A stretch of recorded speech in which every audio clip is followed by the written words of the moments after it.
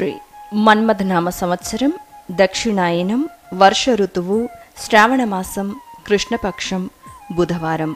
తిథి ద్వాదశి తెల్లవారుజామున 5:37 వరకు నక్షత్రం పుష్యమి తెల్లవారుజామున 5:07 వరకు వర్జం ఉదయం 11:44 నుండి మధ్యాహ్నం 1:28 వరకు దుర్ముహూర్తం ఉదయం 11:41 నుండి మధ్యాహ్నం 12:30 వరకు శుభ సమయం ఉదయం 9:15 నుండి 10:11 వరకు తదుపరి సాయంత్రం 4:45 నుండి 5:19 వరకు.